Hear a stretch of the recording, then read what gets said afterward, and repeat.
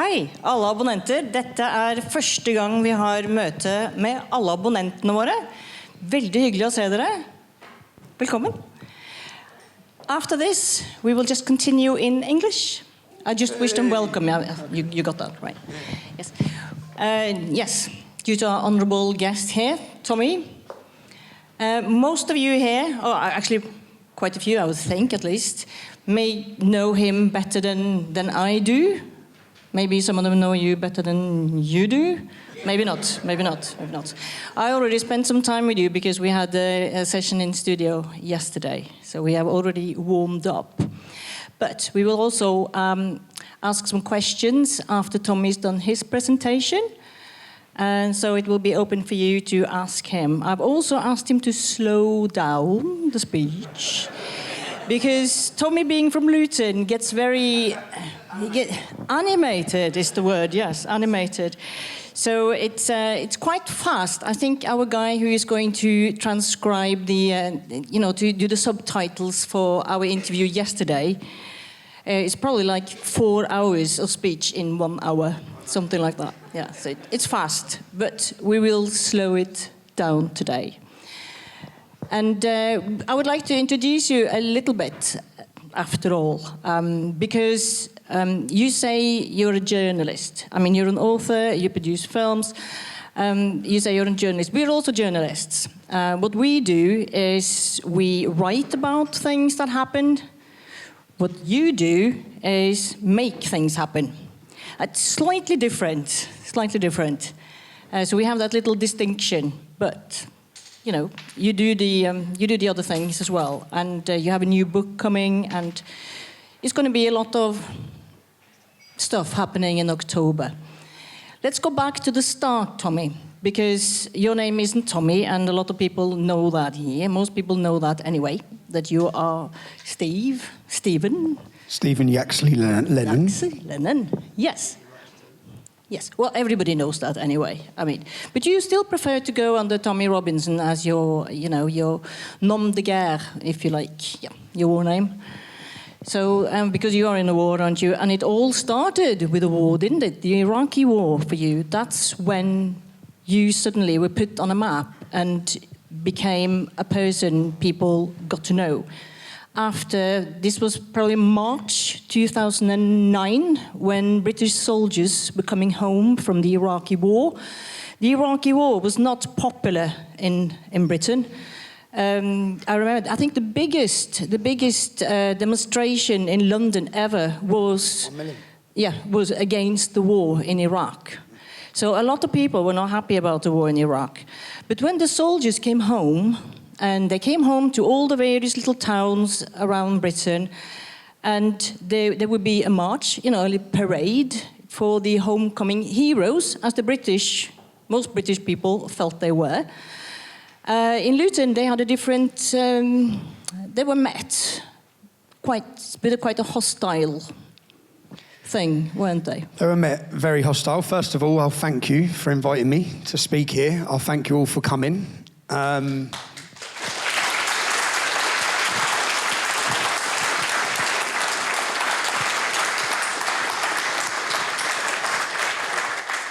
Do you know how much it cost me for a haircut today in Norway? I can't believe the prices. I had 2 double espresso and a bottle of water. It cost £23. What is going on? But I thank you for coming, and first of all start off by saying how important any media outlets like Document are. Anyone who's willing to have a discussion. In the era we're in, it's very difficult to have discussions with any mainstream media, with any people who are trying to have people like myself are demonised, we're slandered, we're attacked.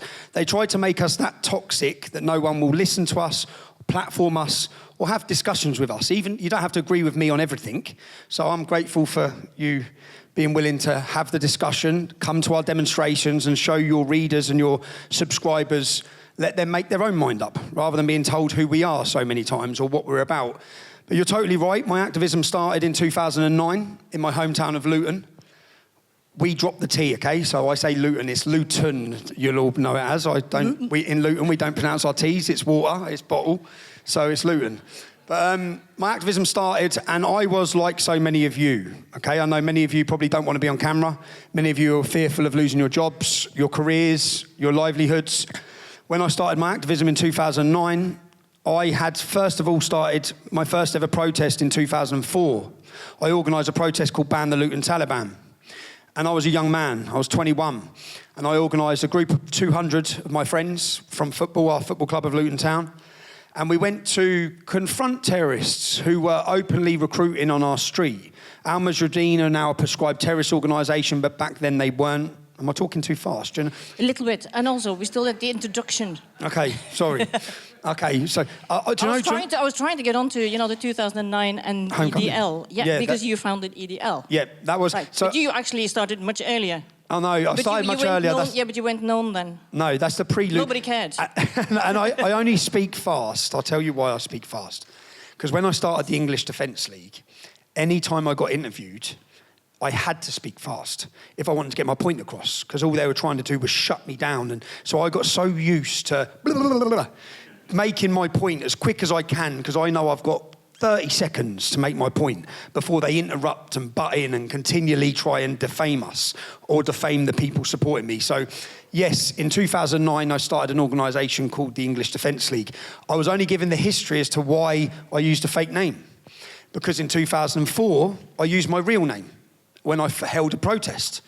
Now, holding a protest against Islamic jihadists and Pakistani rape gangs results in people wanting to kill you and attack you. So the response to my 2004 protest was attacks against my home and attacks against me. Fast forward to 2009, I had a few troublesome years in between that. I left school and I qualified as an aeronautical engineer. So I done well at school. I was capable at school without trying. I didn't really try, I didn't study, but I done well. I went on to become an aeronautical engineer, and then I had my first criminal offence when I was not 20 years old. I had a fight, okay? A bit of a story of my life, yeah? But I had a fight, and I got sent to prison, so I lost my career. And then in those 5 years, by the time I got to 24, 25, when the English Defence League started, I had 2 successful businesses and 7 properties. I had a child, my first child. I was engaged, and I saw so much wrong in my life. I saw so many problems in my hometown. I knew so many girls who had been raped. My cousin was a victim of these rape gangs. I had seen the destruction of freedom, of our identity. I'd seen the way the police pandered and the council pandered to the Islamic mob rule throughout my whole life. I'd watched it. So I wanted to talk, but I didn't want the repercussions of talking. So come 2009, I know what's going to happen if I speak up. Hello, Mum, someone's ringing. I know what's going to happen if I speak up. I'm going to face death threats. I'm going to face problems. So I used a fake name, yes. I used a few names before I used Tommy Robinson. Wayne King was the first name I used. For the humorous fact, I got introduced on the radio in England as, now we have Wayne King from the United People. And it was just me, we were having a laugh. At first, it started as a rebellion, but also we included a lot of fun in amongst it. So then we started the English Defence League, and I used a fake name, Tommy Robinson, and I wore a mask. And no one knew who I was for 12 months. I managed to keep my identity hidden. I remember walking into TV studios wearing a full niqab. I remember walking in, the whole place would just stop and look, no one knew who I was. So there was a lot of suspicion as to who I was. And then I got outed, and they unveiled me on the front page of the Times newspaper as the leader of the English Defence League. The English Defence League was many things. It's been labelled as many things. Do you know the entire time I led it? In the Metropolitan Police Force, they have a counter-extremism unit whose job it is to put these groups into where they sit. So you had certain political groups and certain extreme groups on the far right. The entire time I led the English Defence League, it was a centrist organisation. So the media told you it was a far right organisation. The media say it 100 times, it becomes the truth, okay? We're all labelled as far right. Anyone who opposes communism is far right. But the media labelled it. So I started that organisation. Yes, it was a colourful organisation. It was a loud organisation, but it needed to be. It needed to be. For that moment in time, no one wanted to sit down and listen to us. No one was going to... All these problems had been hidden for so long, and we took to the streets in the only way we knew. The only way we could be heard was to mobilise young men and take to the streets of cities where there were problems, massive problems, and attacks on our communities. But then in 2013, you left the EDL, and you said you didn't think that marches and demonstrations were the way forward, that it didn't have the effect, that it didn't work. And yet now you're back to doing just that. How come? So I was leading the English Defence League. I got put in prison. And I'd had battles. Most of my time was spent battling the far right, the genuine far right, okay, within our own movement, trying to get into the movement, trying to sway it certain ways. And I ended up that most of my time was spent arguing within our own crowd. Anyone knows an organisation like this, the government will interfere with it. They will put disruptors in there, instigators in there, and my whole time was spent. So I end up not talking about the issues, but concentrating on within the movement. The best thing I ever done was leave the English Defence League. And although it felt part of me, it was part of my identity, I felt so emotionally attached to it, passionate about it. But then I felt free, because every time I got on TV, every time I was debating or being pulled down by the actions of someone who said they were in the English Defence League. We didn't have a membership. And when it come to marching through Luton, I'd done 2 marches through Luton. We'd done a homecoming parade. We started in Luton, we travelled the UK, and then we brought the movement home with thousands of men marching through the town. I think that was needed. I think we were lucky at the time, the way we done it, into some of the cities we went, which are high Muslim populated cities. But I didn't really think it was beneficial to come back to my hometown. So then I felt I was a bit of a hypocrite. I felt we'd pushed it so far. We'd brought things to the attention, and this is where journalism come in as well. So I was going to prison, I left the English Defence League, I come out of prison, and Ezra Levant, who owns Rebel Media in Canada, he offered me a job. And at the time, back in 2009, it was before everyone had cameras on their phones, it was before citizen journalism. The way to speak to people was to get a crowd and stand and talk, and that's what we were doing in city centres. And then comes 2015, and it was the explosion of social media. And I then just knew that the power was in showing everyone what I know, what I've seen. I know what the problems are. I've seen them my whole life. We need people who don't live in towns like Luton to understand what their town's going to be like, because Luton town is just a blueprint for every town and city, with Islamic demographics ever increasing. But you're right, we're now demonstrating in a very different way. Let's say that, yeah? I've seen that this is, you moved on to rather peaceful, nobody's hiding their faces. I mean, it's really very, what can I say? Grown up compared to what we were? It's very grown up, yeah, it's very grown up. It's very responsible demonstrations, I would say. I was 25 when I started leading the English Defence League. I was young, I was angry about what was happening, and I was never influenced by politics. I wasn't a political person. I was running businesses on building sites. I didn't care about politics at all. And I didn't plan the English Defence League. We didn't plan any of it. It just happened, okay? And I followed with what I thought was the right thing to do. And I just met a gentleman here, I met a lady here who was at a Pegida demonstration. And I went in 2015. I went to Pegida. And do you know how embarrassed I felt about how we behaved in England? We're a rowdy mob, basically, in England. And I remember going to a Pegida demonstration, and there was no alcohol, and no one was really, it wasn't a day out. Part of why they couldn't stop the English Defence League is because for young English men, it was part of a cultural day out as well as politics. We mixed the two, which was good and bad, because half the people aren't even listening to what you're saying. Half the people are there for a day out. That's what the English Defence League was.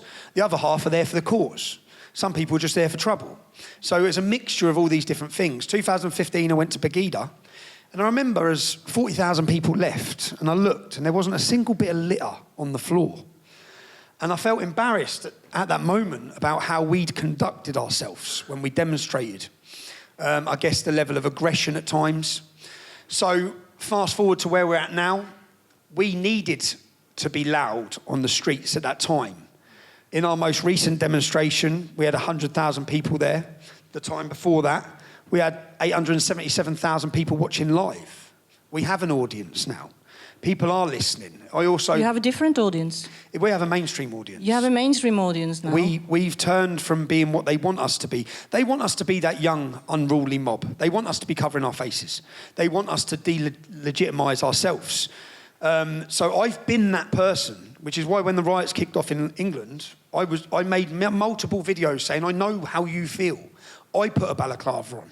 Let's just explain, you know, the last riots. I mean, first of all, you were banned from actually entering London for a long time, weren't you?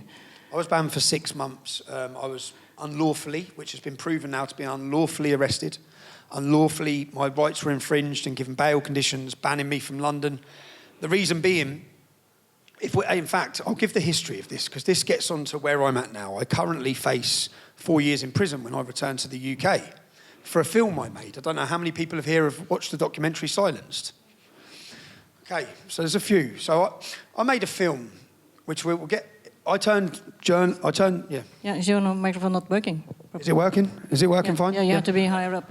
I'll rewind back to the film I've made, because it brings us up to where we're at now and why lots of things have happened. So in 2017, there was a story that blew up onto world news, okay? And it was world news that a Syrian refugee had been waterboarded at school in the UK because he was a Syrian refugee.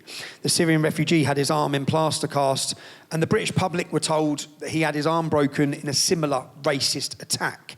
There was a video that didn't look good. It was an English boy who was larger than the Syrian refugee. He held him down and he poured water over his head. It didn't look good. If you watch the video, I even thought, you horrible to the English boy, who looked, from just that little 10-second video, it didn't look great. I then began getting contacted by parents at the school and pupils at the school to say this isn't the full picture. I had one mother contact me and say that the Syrian refugee battered her daughter. I had another girl contact and say that she was attacked with a hockey stick. I had so many different people contact me. So I made a video, because £180,000 had been donated to this Syrian refugee. So I made a video saying, look, you're being lied to, okay? Stop donating money. This is not the truth.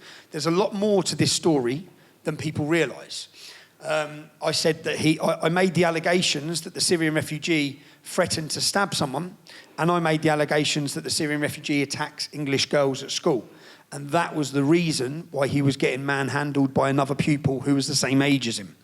So I made this video, and then I faced court proceedings, and I received a letter from celebrity Muslim lawyers in the UK. They represented Lee Rigby's killer, Michael Adebolajo, Shamina Begum, you know, the ISIS bride who's trying to come back to the UK.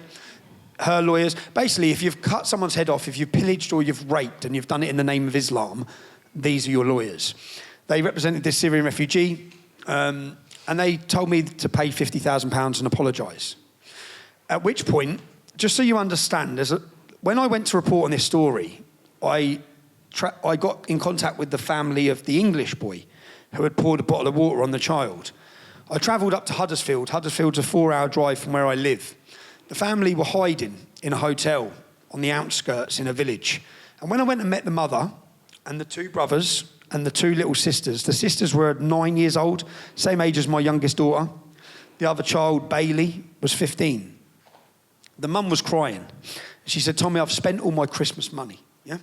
I've spent all my Christmas money. It was a few weeks before Christmas on the hotel. So she said, I can't buy Christmas presents now for the kids. We're hiding. And I said, where are you going to go after? I went to interview to find out actually what happened. And I said, where are you going to go? She said, we've got nowhere to go.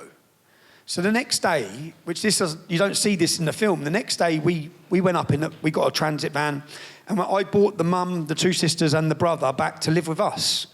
Bailey lived with me for 3 years. Yeah, that boy whose life was endangered, who was called a racist, called a bully, called all of these things.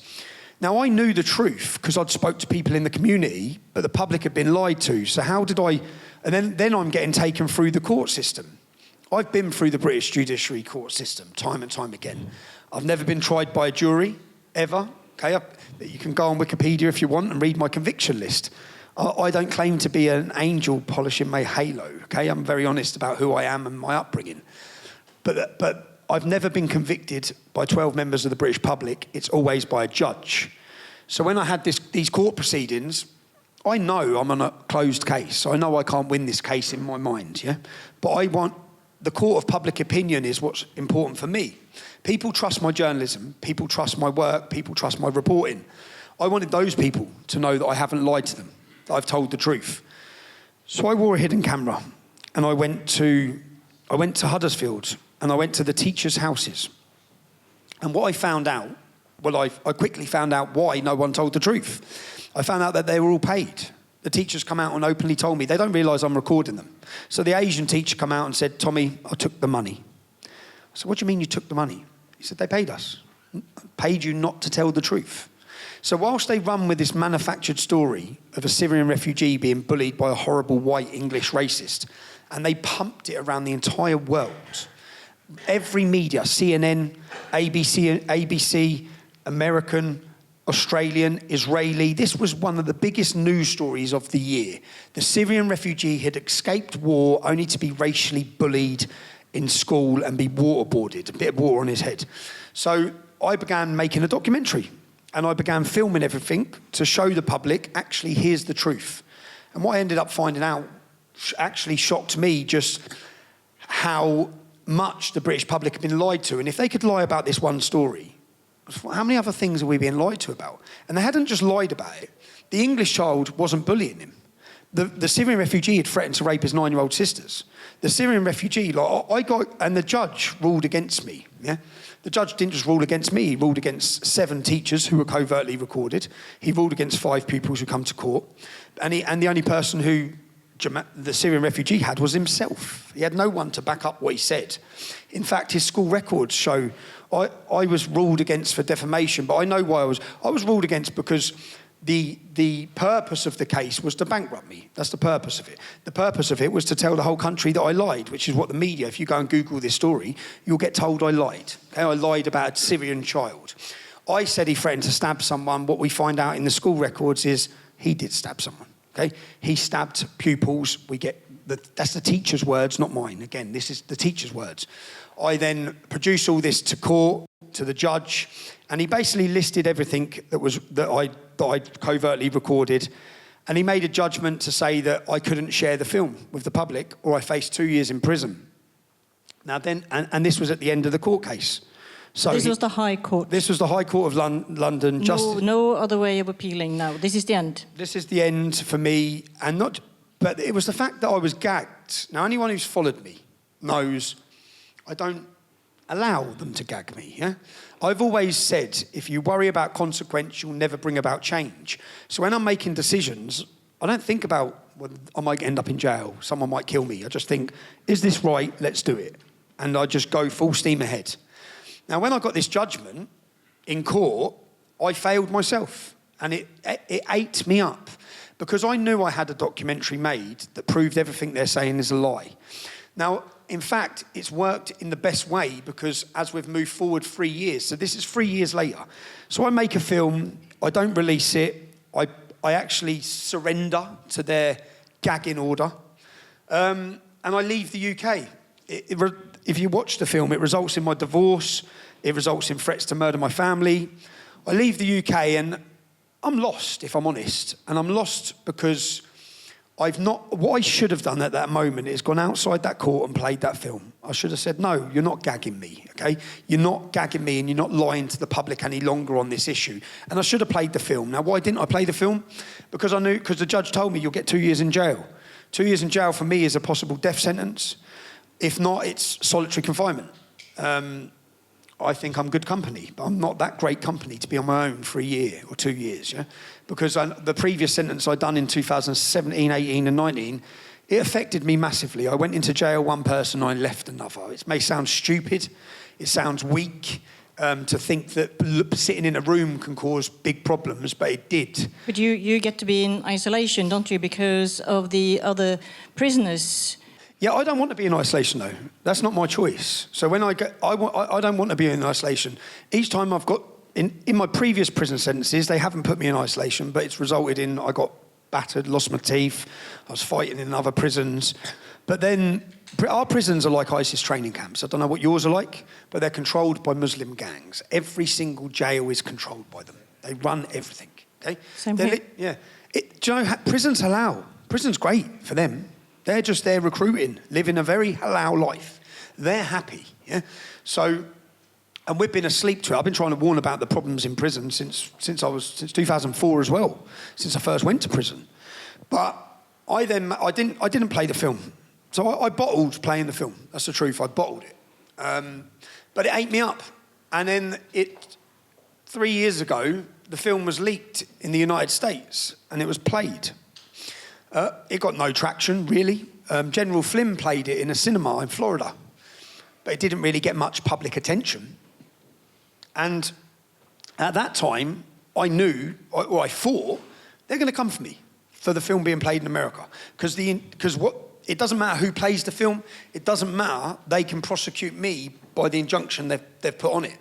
So I thought they're going to prosecute me. So I left, I was in Tenerife and I went to Spain and I was walking, and again, some of the most important work I'd done was during my censorship, but at this point when the film, I used to come back from Tenerife to do I've done a 5-part series called The Rape of Britain, which is about the grooming gangs, but I used to come back and I used to do my work and then I'd leave. But at this point I thought, I can't come back. Well, because the film's gone out. If I come back, they're going to grab me and give me 2 years. So I made a decision at that time not to come back. I spent 8 months in one hit. I was in Spain. But I wasn't working either. So I was in a bad place. I was in a really bad place. I didn't know what to do. I was worried about jail. I'm away from my family. I want to be with my family. And then bang, my ex account, my Twitter account turned on. And I remember looking, thinking, what? It's like each time I've been down, someone just goes, get back up and off you go. Go on, go get them, yeah? So my Twitter account come back on. And I was like, and I remember ringing Katie Hopkins because I looked and I thought, that's my account, it's back. How's it back, yeah? I've been censored on everything, so I've had no opportunity to have a voice. And then it turned on. And I remember ringing Katie Hopkins saying, Katie, your Twitter account's back on. She said, what? I said, I'm looking at both our accounts. Now, the worst point was, I don't remember my passwords to anything, yeah? So my account's back, but I can't get in here. I can't get in here. And all I want to do is tweet, because I deleted my life to concentrate on Twitter. So I'm thinking I've got a voice again. And at that point, I couldn't get into it. I remember emailing Miles, is it Miles Chong, the Malaysian lad? Because I know he's close to Elon Musk, saying, my account's back on, how do I get in it? And he just said, send me an email. So I sent him an email, which he must have sent to Elon Musk. And then I just got a tap here to get back in the account. And I was like, wow, I'm back. Yeah? So the first thing I'd done, I'd been watching since October 7th. I've been watching all the Hamas rallies in London. So bearing in mind, the film I'd made had been leaked 2 years ago now, yeah?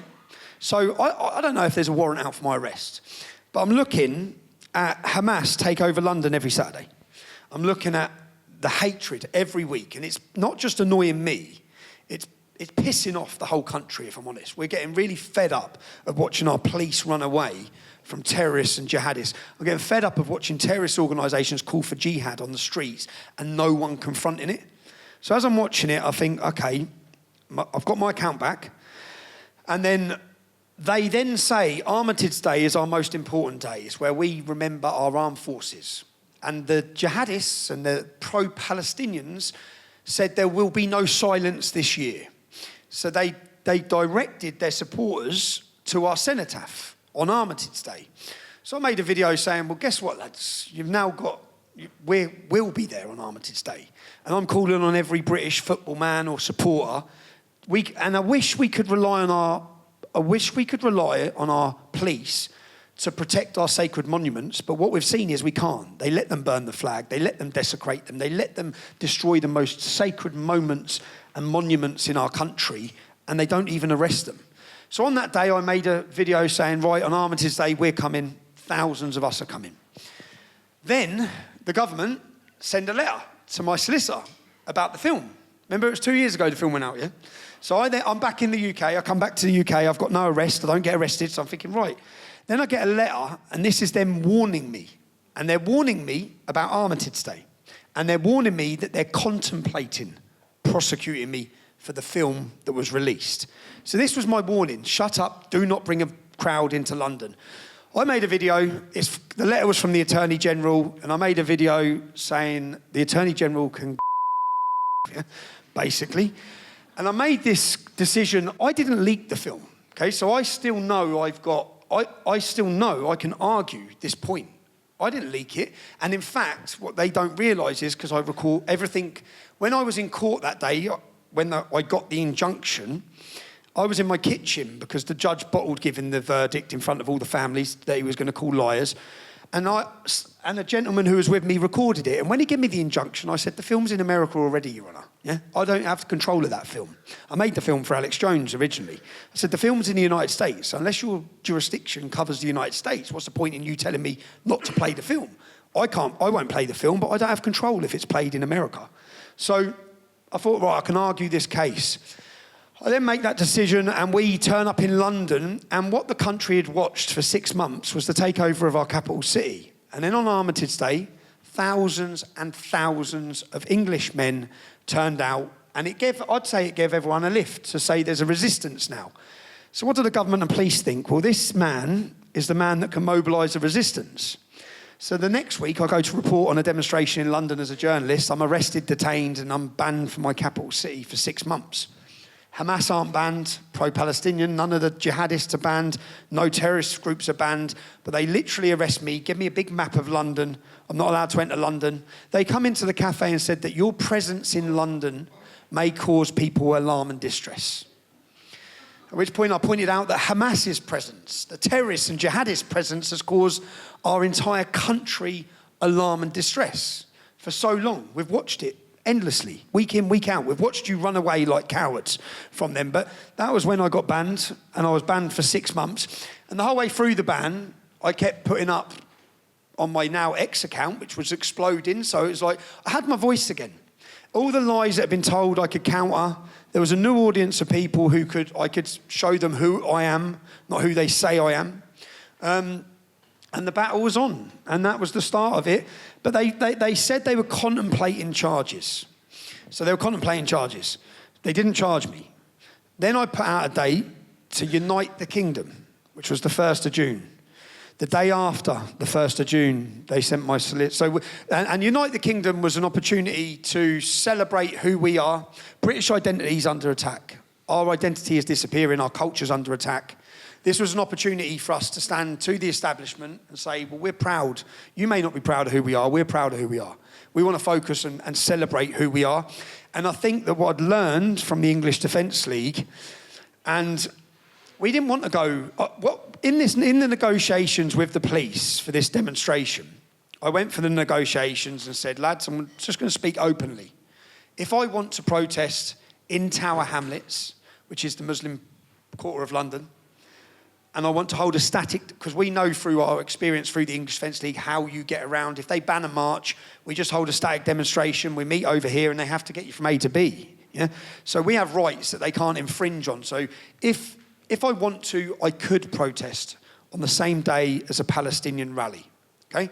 I don't want to, but I want to exercise our rights, and I don't want you to abuse our rights. If you do abuse our rights, then I'm going to guarantee you I will bring thousands and we will oppose Palestinian rallies in London. But we don't want to. What we want to do is celebrate who we are. And we want to do it, and we want the same, and recognise the same freedoms that everyone else is given. And we don't want you on the day to be policing us, because we don't need you to. We'll police ourselves. So these were the meetings I had with the police. Just said, please, if it doesn't work, I believe we can police ourselves. I believe that your police officers bring provocation. I believe the way you treat us compared to how you treat other communities has built up a real resentment in the British public, and we don't want trouble. So we had the negotiations with the police, and to be honest, which I thanked them after the first demonstration, many of you who may have watched it, Unite the Kingdom, we probably had 30,000 people outside Parliament. We premiered our new film, which was called Lawfare, and we had a wonderful day. We flew in a singer to sing on a piano, and to change the atmosphere was to bring in a festival feeling of celebration rather than aggression. And there's a lot we should be angry about. There's a lot of justified anger in our country. We're being betrayed. We're being replaced, to be honest, but we're being betrayed. They're important people into our nation who are hostile to us. Our women, our daughters are at risk. And we have a lot we should be angry about. But what we asked our supporters is, let us deliver the message. We no longer need to be angry. We can show the world why we're angry. Now we have X. We've got 1 million people watching. That documentary was watched by 6 million people. That documentary on the 1st of August, our event was live streamed to over 1 million people were watching live in the end, or 877,000. So then we made the decision for the 27th of July, and we were building a cultural movement. And you see, like yourselves, like Document, what we decided was that if we can unite all the voices, the Katie Hopkins, she has 1 million followers, Lawrence Fox, 500,000, Cole Benjamin, and we sat down with TikTokers, we sat down with YouTubers, we sat down with youngsters, different varieties of people, comedians, celebrity boxers, and we said if we can, and this must have terrified the establishment, it must have, yeah? We said if we can, all of us, bring our channels together for the purpose of a cultural revolution where we agree on 5 principles. We don't have to agree on everything. You don't have to agree with me on Israel or Palestine. I don't have to agree with you on everything you stand for, to each one of the YouTubers. But we agree we need to protect British identity. We agree we need to end sexualisation of children. We agree on grooming gangs. We agree on freedom of speech. So if we all come together, and we had multiple meetings of brainstorming where to get these many people in one room, Stefan comes, what's Stefan's channel? Visegrad, you know Visegrad, yeah? Visegrad. So we brought lots of people in, and all of them had signed up. All of them agreed. Yeah, all of them said, yeah, okay. So this way, overnight, see the media, they are our enemy. The mainstream media and the government's globalist corporate media have destroyed and scared the public into voicing their concerns and speaking freely. Everyone's scared, yeah? Everyone knows that. People can't speak freely. But if we can bring these channels together and we make a video about our culture that challenges their narrative, at the flick of a switch, we can reach the entire country. We have the biggest reach. My Twitter has a bigger reach than the BBC, yeah? But with all of these people combined together, we can reach every demographic of every community, and we can build a celebration and build a cultural movement. And our reason for this was if you change the culture, you change the politics. And we need to change the culture. And everyone, and this wasn't about being a Tommy Robinson cultural movement, because there's many people that don't like me that still want to defend Britain. There's many people that will never accept the truth of what I say or my personality, but would still support the cultural movement that's needed in Great Britain. So the idea was to take myself out of it, and all of us align, and there'd be no leader to this movement. That was the idea. So we spoke openly about this. Maybe we shouldn't have done. We spoke openly, and we wanted to give 48% of the British public didn't vote. Well, that's us. Just being honest, that's us. That's the working class. And they don't vote because there's no one to vote for. They don't vote because they don't trust them. Well, we wanted a 4-year goal to electrify that 48%, to give them something to believe in, to give them a movement that they feel part of, to give them that sense of community and identity which we've all lost. The Muslim community have it. I get envious of them. They have a strong identity, a strong sense of community. If you mess with one, you mess with every one of them. Yeah? We've lost that. In Great Britain, we've lost it. It's gone. So we want to rebuild it. And on the 27th of July, we started talking about this vision. We made promos about it. And it shocked me, the numbers that turned up shocked me. We had 100,000 people. That's the biggest mobilisation of patriots London's ever seen, to come together. And is that me?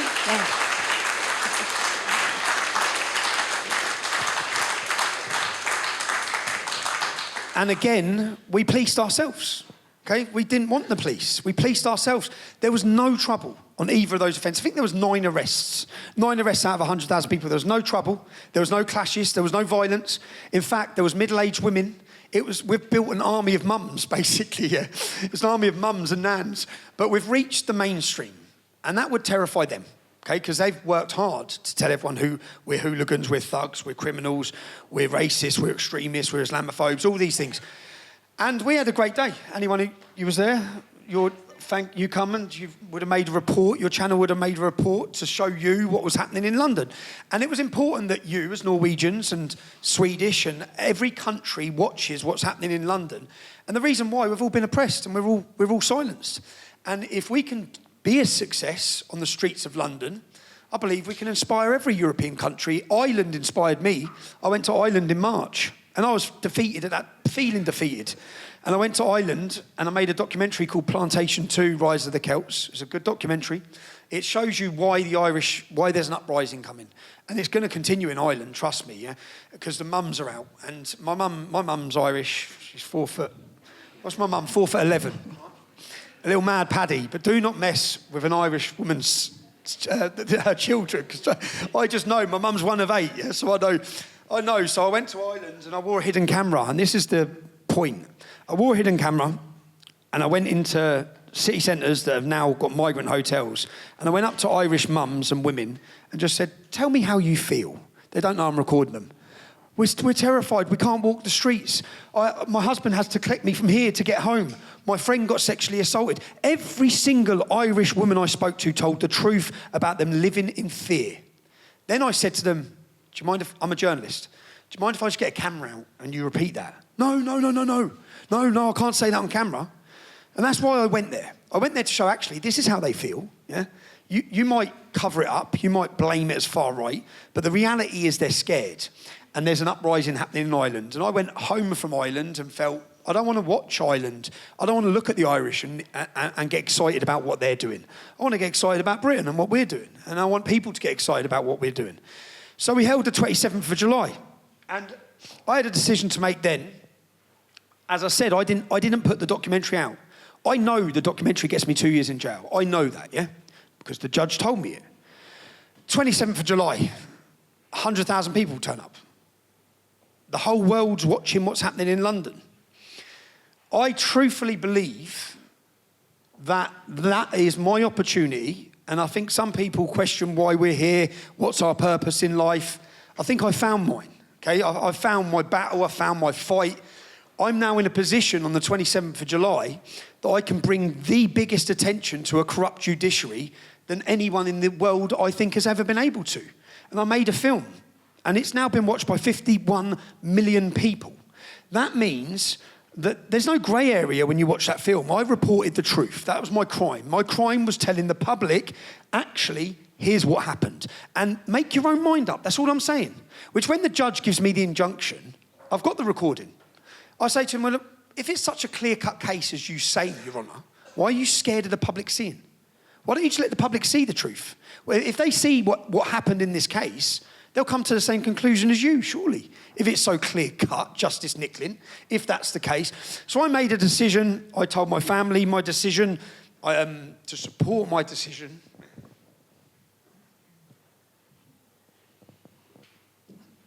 And it was a decision that I wasn't aware at the time. It was a decision that I wanted to own.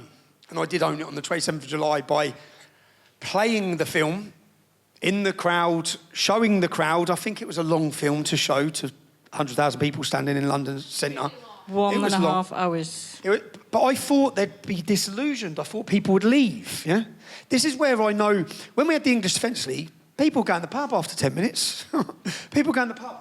We now have a captive audience of British public who are there for every word of it. They're watching, they're listening. Do you know why? Because they feel it. And they can't take that away. So what I felt I went to Poland for their 100-year anniversary. And when I went to Poland, I went to report. And the BBC called them Nazis. And 250,000 people marched. And I stood there and I felt it. I remember standing at the front of the march saying, I can feel that, yeah? The hairs on the back of my neck are standing up. I can feel the energy from this crowd, yeah? And I can feel the passion and pride in who they are. And I looked at Poland, and I looked at their history, and I looked at every battle they've fought. They've been outnumbered by a minimum 30-1. I looked at the fact the country has been kicked off the map. There was no Poland. They have had to fight every second for their identity. They are fully aware of what it's like to fight, to have your identity. We're not. We've lost that. Yeah? And I remember feeling jealous of the Polish. I remember thinking, we haven't got this sense of celebration. And families, kids on shoulders, all celebrating who they are. And on the 27th of July, I felt it. I remember standing there thinking, well, we've come somewhere. We've come somewhere because I can feel what I felt that day in Poland. And every single person that come that day would have felt the same. Everyone went away feeling part of something, feeling that they have their identity back. This is something that they've worked very hard to destroy. They've been working actively and organised in order to break down our sense of identity, in order to break down our community. And here we are in 2 demonstrations and we've built something back. And we've built something back that they're looking at thinking, what do we do now? And the reason why we have a rule, we had a rule, and obviously we get some flack for having football supporting groups. Your media would call them hooligans. Many people have a bad opinion. They're young men who like to go to football, which I was. Remember, I'm now 41, nearly 42. I'm a different man I am now than I was when I was younger. Most of us change a lot and change our views on life, and we grow up. But we had a lot of influential men in the crowd from different football clubs whose job it was, if anyone turns up covering their face. And the reason we have these rules is January 6th, were infiltrated by the FBI. They were infiltrated by government instigators. If you look at the riots, we'll get onto the riots across the UK.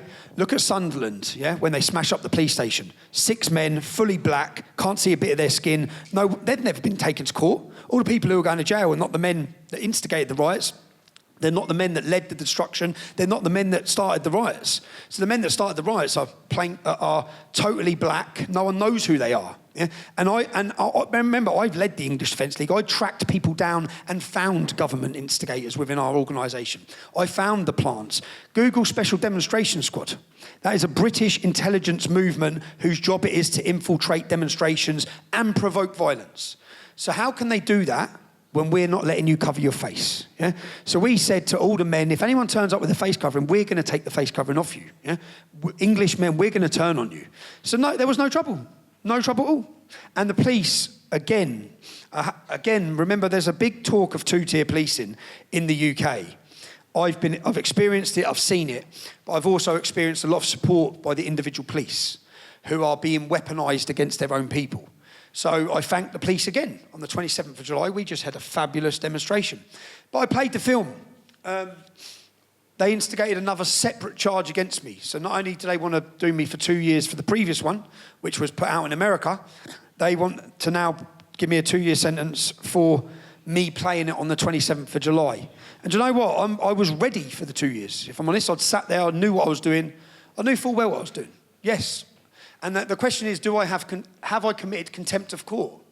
I have absolute contempt for the British judiciary and court system, which is to lie to my country, lie to our people, and hide the truth. Yes, absolute contempt. So I now face, which is coming up on the 28th and 29th of October is my date for trial.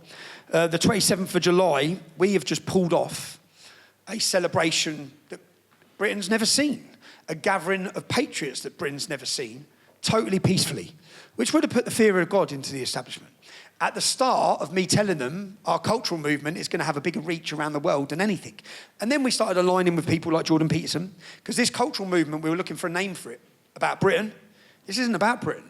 It's about the entire West. There's a cultural attack against every Western nation, from Canada to America to Norway. The open border policy, it's not a mistake. None of it's a mistake. Until we unite together and build a coalition of people ready to fight for their culture, I don't mean physically fight, but give celebration and focus and give enjoyment and give community again, which is what our goal was. And our goal was to basically look at what the Muslim community were doing. Do you know the Muslim vote in our last election? Muslims make up 7% of the UK. Our entire election was about Gaza. 7%. They dictated our entire election. How? Because wherever they are in the swing seats, they can coordinate their vote. So our idea was to build a cultural movement that can do something similar. 27th of July, we have our demonstration in London. I drive straight to the border. I'm travelling to Spain. So bearing in mind at this point, I know I've just played a film and I know I'm going to get 2 years in jail. I booked my holidays a year in advance. I had a holiday booked and I ended up in Belmarsh, so I didn't get to go on the holiday with my children to Mexico. So the next year I booked to go to Mexico. I landed in Cancun with my children and my friends and their children. And I just rubbed my hands as I got off the plane and said, I need this holiday. Because my best memories are when, my positive memories are when I'm out of the UK and when I'm with my family. That's where my positive memories are. So holidays. And as I went like that, Stephen Lennon, I was like, yeah, come with us. They put me in a detention centre and deported me from Mexico, saying I was a threat to national security. The cartels. But my kids still had the holiday. So this year, I've had a holiday booked for a year. And then we've got our demonstration. I think I'm not missing this holiday. So I finished the demonstration. I go straight to the border in my car. I get to the border. It's 8 a.m. Boom, the police come from everywhere. I'm like, what's going on? We're detaining you under the Terrorism Act. Under the Terrorism Act. And I'd had no sleep because I'd just done a demonstration. Yeah? I'd done a demonstration. I must have got in at, 11, 12 at night. I had to drive then to the border. So I'm down at Folkestone and I'm detained under the Terrorism Act. And they actually say, as they read out the legislation, that we believe you may be in the preparation of acts of terrorism. And then they say, we know you're not. But this gives us the power. Yeah? I'm like, what? And you do not have a right to remain silent. Okay. So they bring me in for 6 hours of questioning. Now, what do they question me about in these 6 hours? Have a guess. Well, Palestine as well, Israel, our cultural revolutionary movement. Who's this? Who's that? What are you doing? What are you planning? How are you going to stop the Great Replacement? That was their words. I'm sitting there like, really? And I don't have a right to remain silent? So every question about my legal, lawful, legitimate movement, they now are invading and questioning me about. And then it gets to the sticking point of my phone that they've already seized when they arrested me. They sit there and get the phone out. Right, what's your PIN code? I'm not giving you my PIN code. Well, you see, you have to give us your PIN code. And they read the legislation out. If you don't give us your PIN code, you are in breach of Terrorism Act. So I said, so I have to answer your questions. I have to give you my PIN code. I'm a journalist. And I read all their paperwork. I said, give me some time. And I read all their paperwork. I said, I'm a journalist. And my sources of information are actually protected. Yeah, they're protected sources. So I'm not giving you my PIN code. If you don't give us your PIN code, this detainment is going to turn into an arrest. We're going to arrest you and we're going to remove you from the port and we're going to take you to the police station. I said, well, let me tell you why you're going to have to do that. You're going to have to do that because I've done a 5-part series on rape of young girls in my country, in the city of Telford. Now, episode 5, we're about to expose a Labour politician, yeah? Which they know. So they know all this. So I don't know the motive of getting into my phone. Maybe it's to find out how and what information we've got on that Labour politician. Maybe it's to find out more about our cultural movement. Who knows what they want to get into it for? But I've said, no, you're not getting in it, because if you look at the Rotherham scandal, Telford scandal, Oldham scandal, Oxford scandal, there were bent police officers in every city working with the rape gangs. They were getting rid of evidence. So I said, I don't trust you to have access to who my source of information are. And in fact, when I do an interview or I get information, usually about you lot or about your corruption or your government corruption, I make a promise to the source of information that I won't reveal their identity. You're not taking that information, putting it on a computer system that your bent police officers can access. So I made a decision not to. They arrested me. They removed me, took me to a police station. And then I was waiting for the court date to be charged. And I think on the outside, people started saying, I'm detained under the Terrorism Act. At which point, I don't know what's happened, but they were charging me. They said they were charging me. My solicitor said, you're getting charged. After 6 or 7 hours, they come in and said, right, we're releasing you on bail. I said, on bail? So I'm not being charged. And they didn't charge me. And in fact, just this week, they got access into my phone because they've sent a warrant to my solicitor. The judge so they're going through my phone. For what? Why are they going from? I haven't broken any law. There's no allegation I've broken a law. Yeah, this is phishing and a total infringement of a journalist's right. You said about a journalist. I've been recognised now by judges as a journalist. They don't want us to be journalists because they want to control journalists, and we're uncontrollable.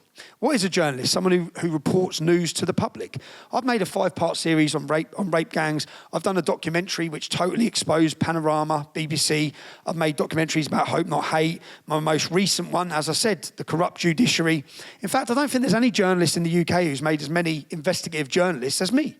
So whether they like it or not, I am a journalist. I have people who support my work and my ability, and we have a team. In fact, this is probably a good time in 2 seconds. I'll show you the promo for our new film. But I was arrested under the Terrorism Act. They bailed me at 11 p.m. So I'm bailed at 11 p.m. and they let me go. So the first thing I think is, right, Spain, get to Spain. So I go back to the border and I get on the same ferry that they arrested me on. And I'm on the ferry, I'm on the, not the Folkestone, the train, and I get to France, and I start driving through France, and I just want to get there. So I'm going a little fast as I'm going through France. And I'm arrested in France. I'm going 200 kilometres an hour. But it was the middle of the night, so I was just booting it. And I get detained by French police. Now, the police have got my phone. So I'm detained by French police. I'm held. And we're by the, what's it called? The toll. We've just gone through the toll road. So my car's at the side. They give me €1,000 fine. And they don't, in England, they take you to court, but they just do it there and then. You have to give them their driving licence. And they said, okay, right, that's it. You can't drive the car.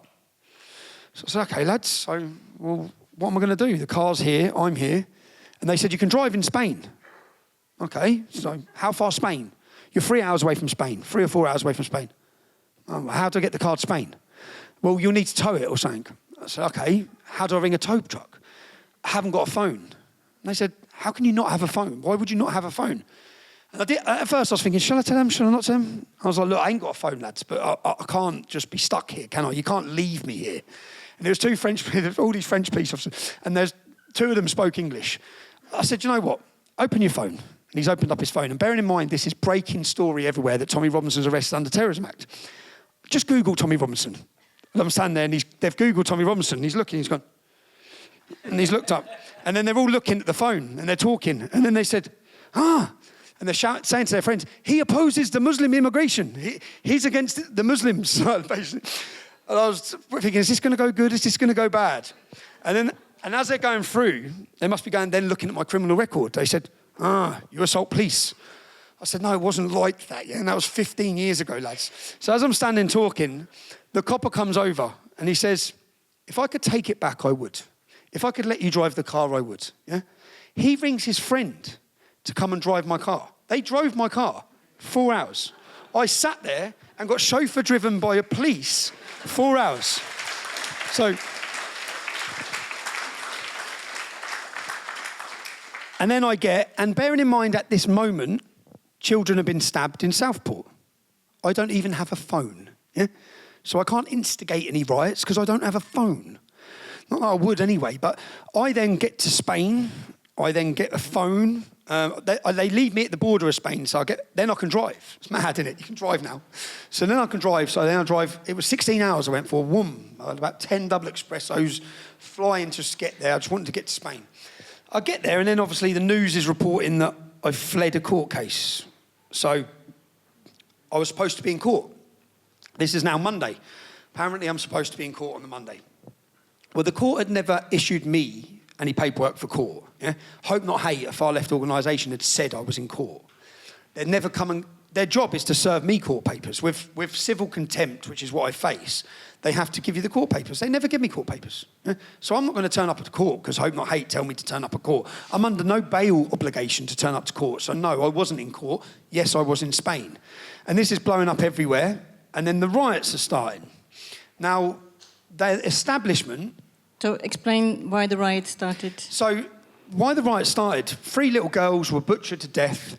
Let me explain. So when I got my phone back, I ended up speaking to the uncle of one of these girls. Yeah?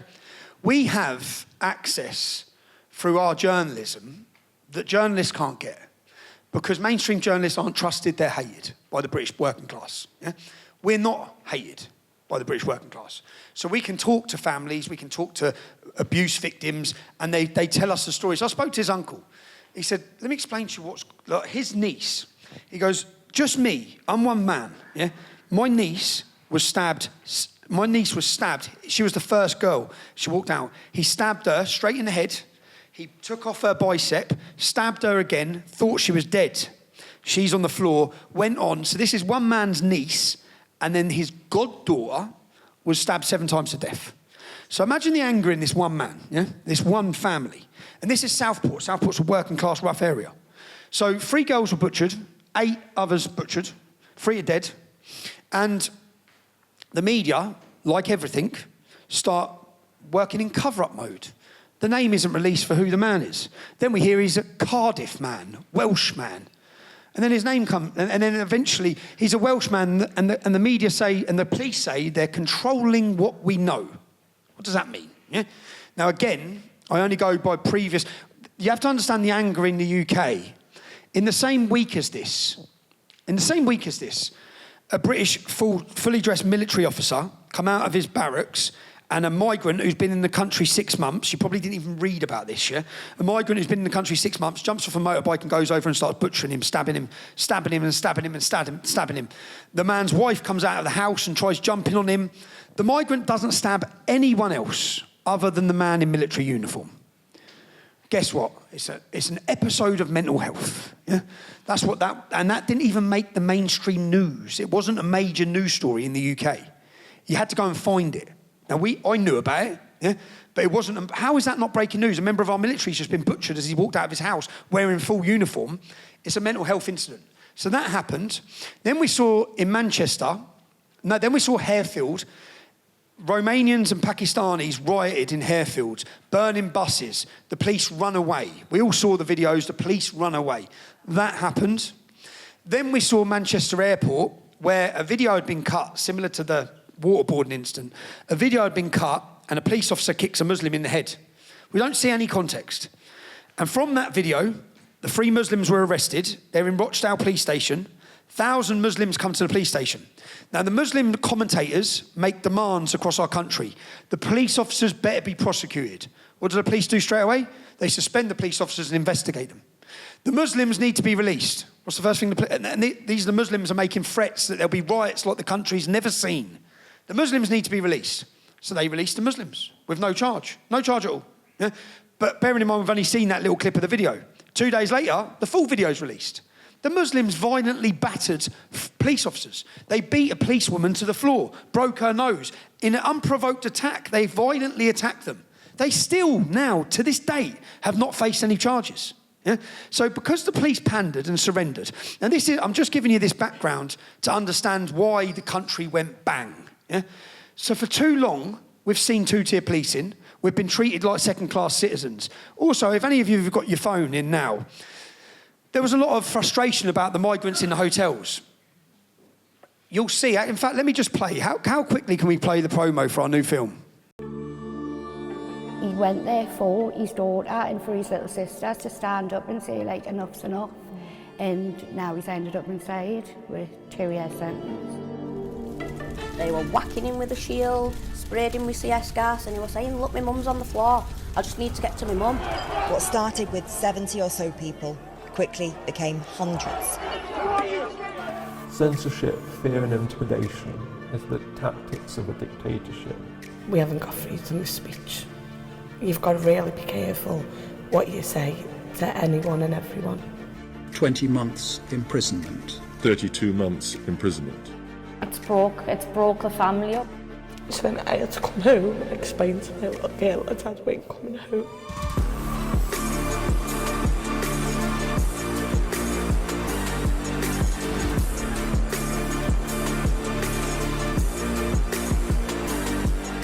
Today I stand before you to discuss a film that doesn't just transcend mere entertainment.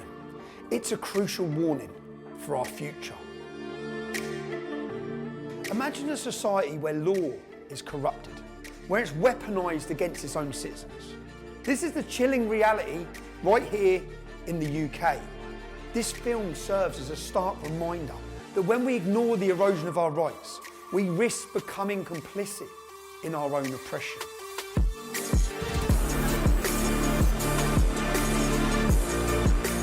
This film is a call to action, a reminder that our voices matter, and that we must stand together to protect our freedoms.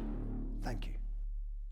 To support Urban Scoop and all the work that we're doing, please head over to urbanscoop.news and click on the supporters button.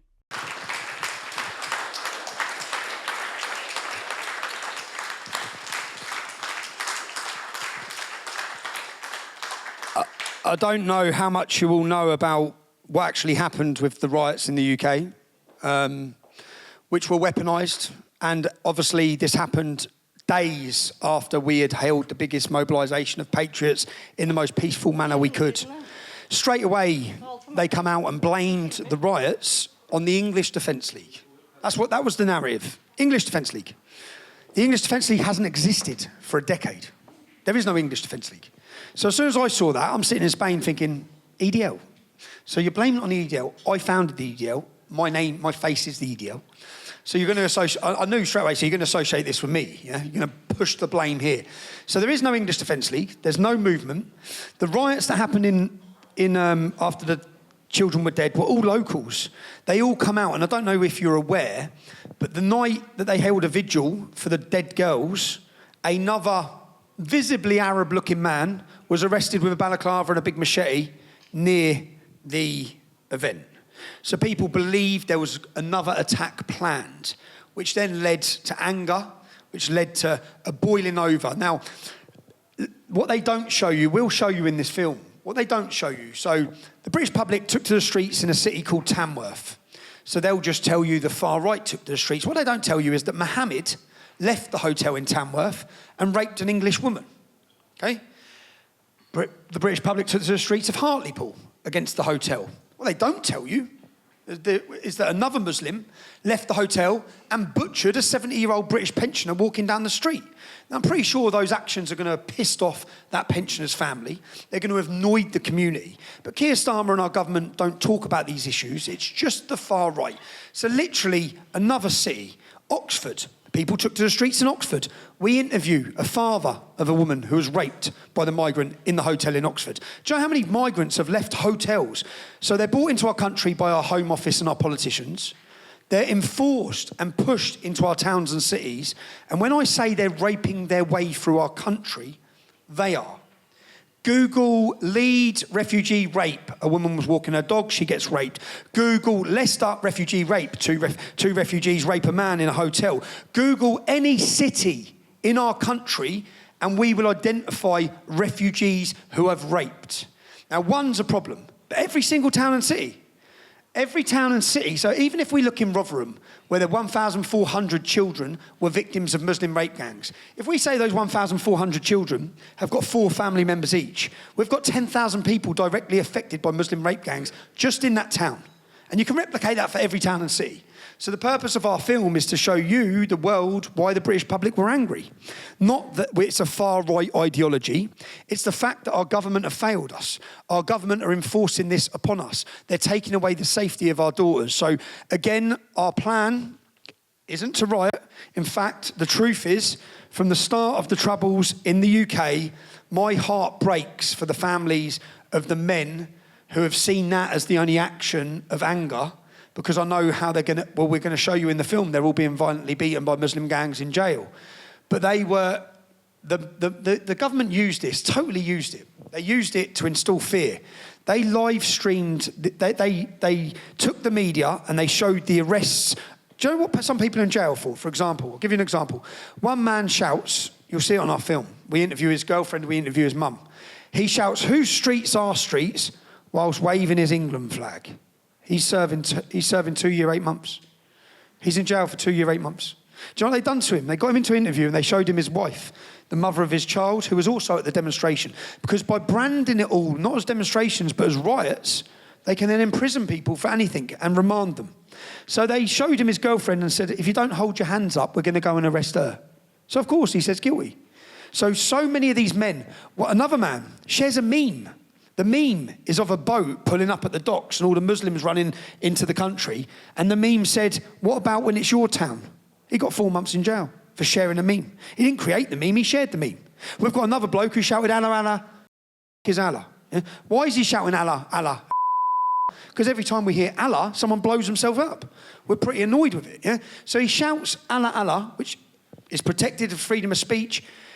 They, again, encourage him to plead guilty and he can go home. He gets 18 months in prison. 18 months in prison. These are not criminals. So we look at the justice system in the film, but this is the weaponisation of the justice system.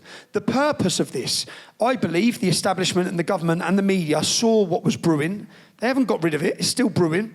They saw, and in fact, the reason I'm doing the 26th of October, I didn't want to do a protest on the 26th of October. I'm totally honest. I didn't want to. I don't want to. I believe it's a huge risk for me personally. I'm in court 2 days later before a High Court judge. If they can instigate any troubles on the 26th of October, I'm getting nailed. Yeah?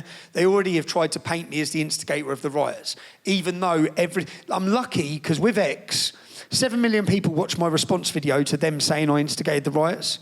Every video, I called for calm. Every video, do you know what I stressed? I asked the men, where's your leaders? Like, where's your leaders to take the balaclavas off the kids? These are kids. Many of the people causing trouble and throwing rocks at the police are kids. They're 15, they're 16, they're 17, they're 18. And they're going to jail. I know that. When they're doing it, I think they're going to jail. Stop them. Men should be stopping them. Men should be showing leadership. So every video I made, I called for peace, I called for calm. Of course, the media won't let the truth get in the way of their narrative. Their narrative is to paint me as the instigator of the riots. They come and track me down after 2 days of my family holiday.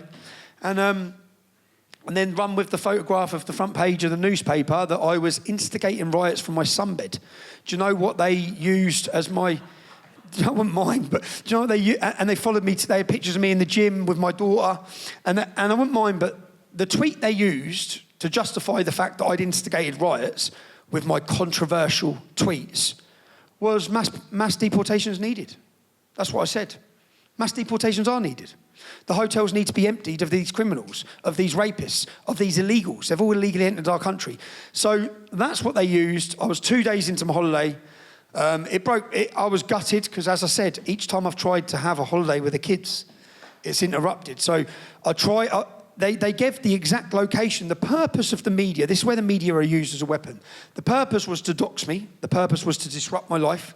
And they gave the exact hotel and location I was at. Muslims started making videos saying Tommy Robinson's in this hotel. I then stayed in the manager come to see me and said, please wait in your room. Al Jazeera, Sky News, BBC News. The next day, all the news crews turned up at the holiday resort.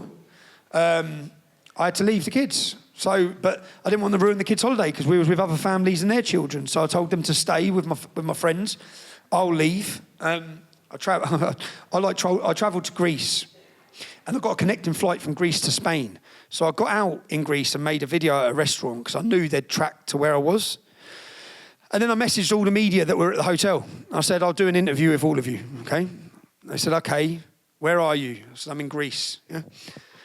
But I want you to book me this. And I made them book me the penthouse suite at some hotel. And then I knew that so I gave them the next day and I said, you have to meet me at 8 p.m. I'll do it at 8 p.m. I'm here. So they've all flown to Greece. They've all flown to Greece. By this time, I'm in Spain. And then at 8 o'clock, where are you, Tommy? Where are you, Tommy? I said, look, I'm going to be an hour. Just wait, lads. I'll be an hour. I'm stuck over the other side of town. I'll be 1 hour. 1 hour's passed. Where are you, Tommy? I just put wankers. Wankers. You've ruined my holiday, but I've done it. I was so annoyed with them. And do you know what else I've done? I'll tell you what I've done. I sent cameras to the 2 Daily Mail journalists' house and the editor of the Daily Mail. And I took pictures. And I didn't use these pictures, so I never published these pictures. I blanked them out. I took pictures of their families as they left the house. And I took pictures of his wife at the top window. And then I got their numbers and I sent them to him. I said, is it fair if I publish these photos tomorrow and give the location of your family? Because that's what you've just done to my family. Yeah? You've just published a picture of my family. Not just a picture of my family, but innocent people. So that were on the holiday as well. Is this journalism, lads? And then I rang them up. And I had a big shout because I was ready to lose my head over it. I didn't publish the pictures. I never would publish the pictures of their families. But I wanted to give them some. I said, you need to sit your families down to and explain to them what you've done in your day's work today. You didn't have to give the location of where my kids were. You didn't have to say where we was. You could have just run your story, but not doxed our location. But you did anyway. But I didn't publish their pictures, but I know that I gave them a stressful time thinking about the ability that I could have done. So then that's where I was at then. I'm just giving you the rundown to get to where we're at today. I then decided to make a film. I sent the camera crews out, and we decided to reach out to the families of the men who have been... We right now have political prisoners in Great Britain. We have a man today was sentenced to 2 years in prison for banging on a hotel room door. He banged on the front of the hotel door. He banged on the door. These are British taxpayers who's being forced to house men who shouldn't be in our country. He banged on the door, they give him 2 years. You just probably saw with the BBC news presenter, he didn't get any time in jail for having pictures, 7 of the most highest category, a picture of a 7-year-old girl being raped. They don't go to jail. So the courts are weaponised, the media's weaponised, they are all weapons of a totalitarian state. Democracy's a facade in Great Britain, freedom of speech, all these things, free media, free press, it's all a facade. Our next documentary is going to go out on the 26th of October. I truthfully believe we're going to see larger numbers than we saw on the 27th of July. But we have to do this because the purpose of their actions, the way they weaponised the news. So these people got arrested on the Saturday. They were held for court on the Monday. They were sent to jail by the Monday. That's unheard of, and all televised. Yeah, that's not enough time to even consult your solicitors about the case. So they done this on purpose to instill fear. They sent innocent people to jail. They showed a mother of 5, a 13-year-old child. They didn't care who it was. Granddad, 69-year-old granddad. Yeah, never been in trouble with the police in his life. He's a train driver. His whole life, never been in trouble. He's in jail for shouting. One man went to jail for shouting at a dog. He got 3 years for shouting at a dog. He shouted at a police dog aggressively. And do you know what they said? He gritted his teeth. Oh, bloody hell, he gritted his teeth. He's gone to jail. But these men have all been sent to jail to send a message to the British public to sit down and shut up. Right? Shut up. Don't get out of your box. They can see people are brewing. So on the 26th of July, the British public will send them a message, I believe, yeah? And I'll hopefully lead it. I don't know if I'm going to be detained when I return to the UK. I don't know if I'll be put straight into a prison when I return to the UK. But it doesn't matter, because by the time I return to the UK, that film that you've just watched will be finished. The list of speakers will be sorted. The music will be planned. The stage will be paid for. The screen will be up. And on the 26th of July, the world will watch as the British come out to resist, of October. Sorry, the 26th of October. The title of this demonstration, the last one was Unite the Kingdom. This one's Unite the Kingdom and End the Tyranny. Because we face tyranny. As British citizens, we face tyranny. As a journalist, we face tyranny. We're a total attack on our freedoms, a total attack on everything by Keir Starmer. I think everyone now knows who Keir Starmer is, the British Prime Minister. It's going to go down in history as the worst we've ever had, the most hated we've ever had. But this facade and this monopoly that they've had with the media, it's only, none of what's happened in the last 7 or 8 months, and they know that, with my activism, my journalism, and the movement we're building, could have happened without freedom of speech on Elon Musk's platform. None of it would have happened. They know that. They had total control for 5 years. So Elon Musk is as much as a target as anyone, I believe, for them. Because so long as we have the ability to talk to the public, and our figures are insane, because the appetite and the need for the public to have these discussions is insane. People feel desperate, people feel scared, and I'm encouraged and inspired every day by going through my direct messages of people who have never been to a protest, who are making plans, women who have problems at home, who have financial difficulties, but all of them are mobilising for the 26th of October. I believe that currently what's happening in Great Britain has the ability to inspire everyone. And I think that the fact that, and even if at times I want to have a break or stop, we don't have that ability, or that we can't have that position, because if they can break us, then I think there's no hope. So whilst we're on the front line, but you know, it used to be a lonely place. It's no longer, in the UK, it's no longer just Tommy Robinson saying this. There's now mainstream presenters saying it, radio presenters saying it. It's become, we have totally shifted the Overton window on what's acceptable to talk about. And there's so many, as you would have seen at each of our events with the speakers, from Cole Benjamin to Calvin Robinson, to Mayor Tusi, to Lawrence Fox, to all these different characters who wouldn't have been sharing a platform with me, who now are. So we're breaking through. You are indeed.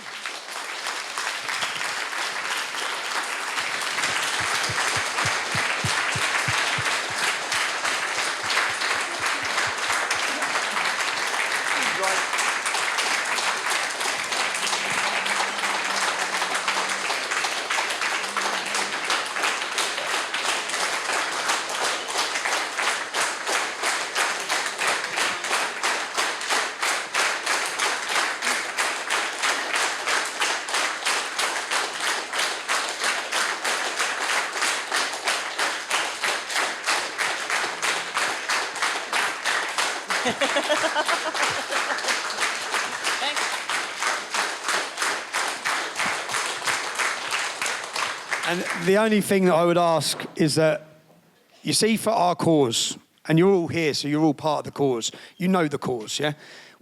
We need to awaken the public. We need everyone to be awake, and more people. There's a mass awakening happening. People who hated me now embrace me. I can visually see the awakening when I walk down the street. Yeah? I can't get to the end of the street anymore in the UK without everyone shaking my hand and telling me to keep fighting. So that's changed. It wasn't like that 12 months ago or 24 months ago. Something big's happened. There's been a total shift with the public. Now, for our cause, the best thing they can do on the 28th and 29th of October is send me to prison. That's the best thing for our cause, because it will awaken more, it will anger more, it will make people realise more against the corruption. We don't have a justice system, we have a legal system. And that unfair treatment, unfortunately, which is what I've spoke to these families of whose husbands and fathers are currently in jail now, saying, I don't know, maybe they feel insulted when I tell them, but the role your husband's playing is massively important in the mass awakening. You may not see it, but your husband going to jail and us about to show the world why he's in jail and that they haven't done anything is part of the process. Lots of people are going to go to jail. Lots of people can get hurt. Lots of people can get arrested. Lots of people can lose their jobs. That's all part of the process if we're going to awaken the public to the reality of the situation we live in. And when we get the majority on side, which I generally feel we are, having an effect. And I think they know we're having an effect, which is why all the guns are on us. So, but thanks for everyone coming in. The importance of channels like Document, the importance of these channels and the importance of support. I tell everyone, people say, what can we do? Support alternative journalism. Support the live streamers, support the YouTubers. That's what you can do. Don't cancel Netflix, cancel Amazon. Yeah? What is a subscription?